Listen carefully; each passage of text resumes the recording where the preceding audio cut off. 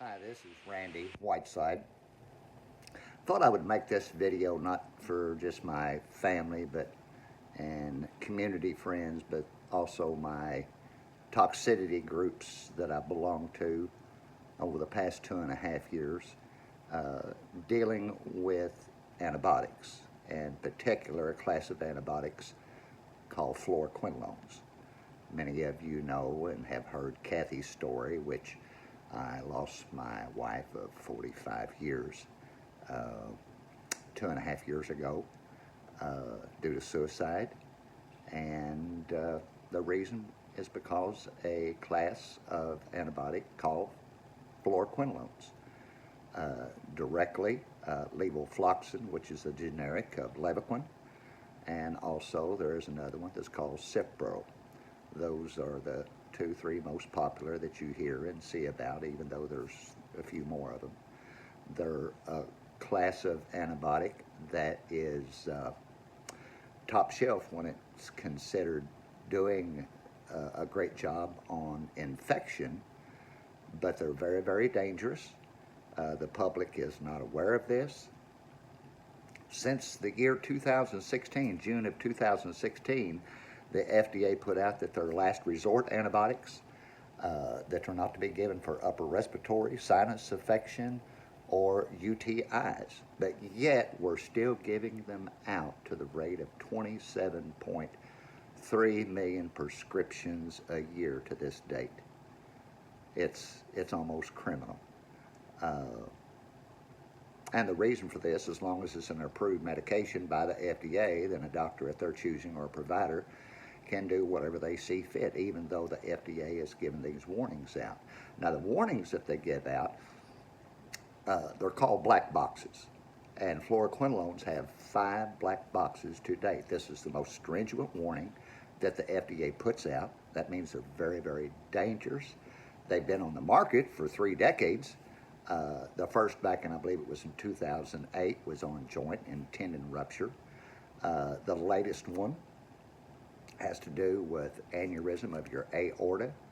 The year before, in 2000, I believe it was in the year that Kathy passed away, in 2018, later that year, they did come up with a psychosis. And even though it says psychosis, actually, when you get the 31-page printout that whenever you get in your medication that nobody ever reads, in this 31-page printout, it reads like a death sentence when it comes to what happened to Kathy after it gets by the blood-brain barrier.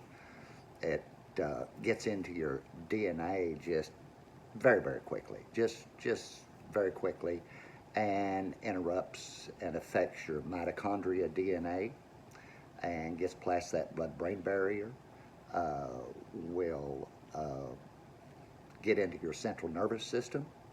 And what happened to Kathy is it says loss of sleep, hallucinations, and anxiety, and literally says thoughts of killing yourself. Now, if this is, and it's such a shame as we, the people,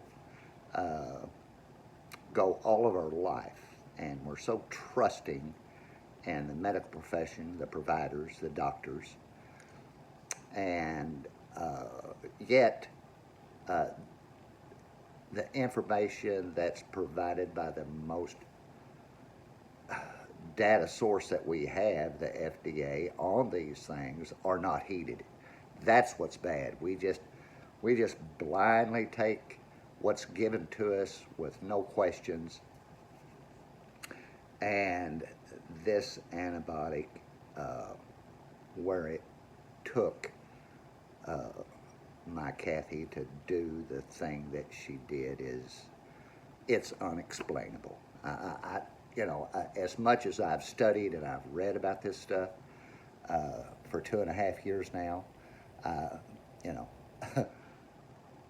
I read the writing on the wall, but still, it's a hard pill to swallow. I've been from one coast to the other. My first jaunt was to LA to get with a producer that in Hollywood that was doing a film Legal Death and Drugs We Trust. I went to the congressional halls in Washington, D.C. and talked to congressmen there about this particular drug. I went to Jefferson City after meeting locally with senator and legislators here, representatives, and was asked to go to Jefferson City, and I met with our state health director, Dr. Randall Williams. And after giving Kathy's story and her timeline of her death, along with the dangers of fluoroquinolone antibiotics, Dr. Randall Williams, which I have a lot of respect for, he wrote a letter along with Kathy's testimony, my story, and hooked up with Dr. Charles Bennett out of the University of South Carolina, which is probably one of our greatest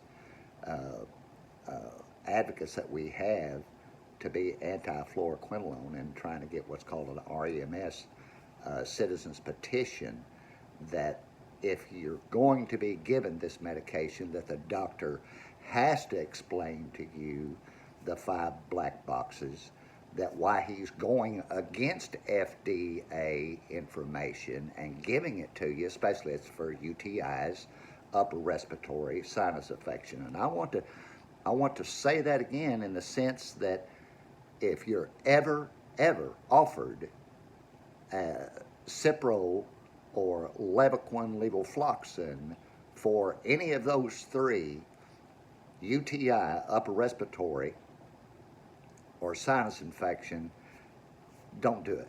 Don't do it. And it's a good analogy on this is it may not get you the first time. It's like being in a boxing ring with a good boxer, and you're doing pretty good the first round, the second round, the third round. Become the 4th round, your butt's on the floor, and fluoroquinolones are over the top of you saying, "I got you." Well, that's what this stuff will do. Kathy was given Cipro prior to this in years past because of urinary tract infection. And because of that, and unaware to us, she had joint and tendon rupture in both shoulders. She had dry eye.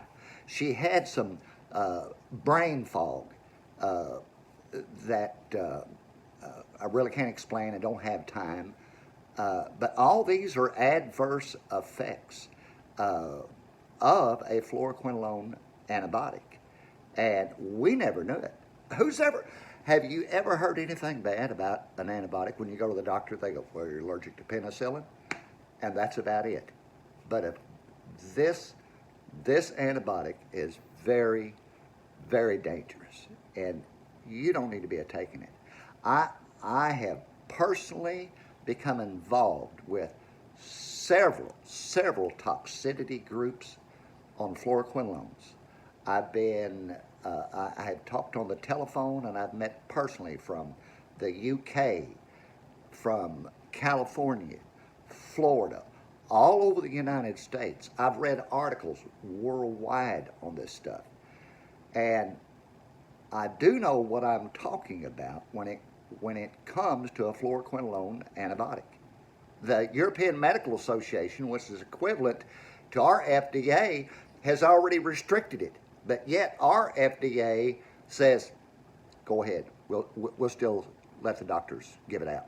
And I don't know the reasoning when something is so dangerous that can cause such serious adverse effects. I'm not sure how to close. I'm not sure if you're even still with me, but if you are, just know that a fluoroquinolone antibiotic, Cipro, Leviquin, which matter of fact, made by Johnson & Johnson and Jensen, has taken it off the market since the beginning of this last year. There's 11 pharmaceutical companies that are generic that can still give it out in levofloxin that can't be sued according to Supreme Court ruling except in 5 states, which Johnson & Johnson and also in Bayer, they've been sued so many times over the fluoroquinolone antibiotics, but that's another story. But my purpose is awareness. My purpose is awareness. To be aware that this antibiotic is very dangerous and it can cause, the FDA says, lifelong debilitating effects. That because it gets into your DNA, into your mitochondria DNA, it affects it. And if it ever gets past your blood-brain barrier and gets into your central nervous system, this stuff will literally wreck your entire life. It's a synthetic. It's not going to go away. Once it's into your DNA, it's there. It's there and will stay there. And depending on everybody's own body chemistry, on what they can tolerate, if it ever gets to you, it's got to you for the rest of your life. I was on the phone last night to a lady out in California that's crippled from the waist down. I have a local man right up here, I won't use his name, was crippled, had tried to take stem cell injections. I believe he had 171 tears from waist down in his legs. That's how bad this stuff is. Whenever it does get to you, it's going to get to you for the rest of your life. So please be aware, be aware. You can put in on any medication, if you just put up the name of the medication and then put the word black box, then it will Google search to tell you if the FDA has put a black. And if it's got a black box on it, hey, my thing is, you better be asking the doctor, hey, is there another alternative? Is there another alternative? But this medication is dangerous. I hope you listen to the very end. I hope you take me serious. And this is for Kathy.